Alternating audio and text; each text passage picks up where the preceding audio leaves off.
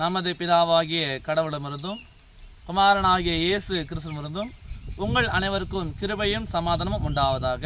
ஆமீன். இந்த சந்தோஷமான நேரத்திலே கடவுள் உங்களுடைய வியாகுலத்தை நீக்குகிறார்.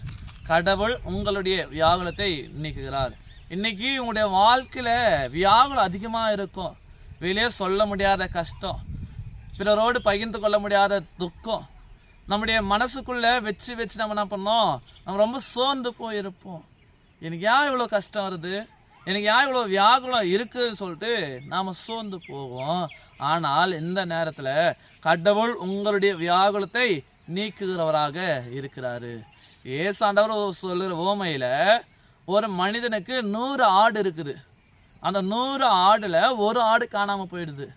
அந்த ஆட்டின் சொந்தக்காரனுக்கு ரொம்ப துக்கம் வருது. 100 ஆடு வைத்திருந்தோமே, இப்போ ஒரு ஆடு காணுமே சொல்லிட்டு வியாகுலத்தோடு என்ன பண்ணுறான், இரவு முழுவதும் தேடி போகிறான். காடு மலை இருட்டு எதுவாக இருந்தாலும் அவன் எதையும் பார்க்காமல் அந்த ஆட்டை வியாகுலத்தோடு கஷ்டத்தோடு அவன் தேடுகிறான். அவனுடைய தேடல் முடிந்தது, அந்த ஆடும் கிடைத்தது. அவனுடைய வியாகுலம் அவனை விட்டு நீங்கினது. இன்றைக்கு உங்களுடைய வாழ்க்கையில கூட சரி, எவ்வளவு வியாகுலங்கள் இருக்கிறது. அந்த வியாகுலங்களை கடவுள் இந்த நேரத்திலே நீக்குகிறவராக இருக்கிறார். அதுதான் வேதம் சொல்கிறது.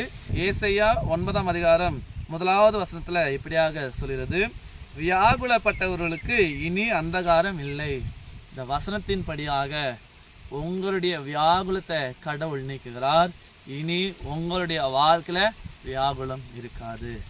அந்த காணாத ஆட்டை கண்டுபிடித்து அந்த மெய்ப்பனை போல இன்றைக்கு கடவுள் உங்களுடைய வியாகுலத்தை நீக்கி உங்களுக்கு சந்தோஷத்தை சமாதானத்தை கொடுக்க வல்லவராக இருக்கிறார். அந்த ஆண்டவரை விசுவாசித்து அவரையே நாம் தேடி வாழுவோம். அவரே உங்களுடைய வியாகுலத்தை நீக்கி உங்களுக்கு சந்தோஷத்தை சமாதானத்தை கொடுப்பார். ஆமீன்.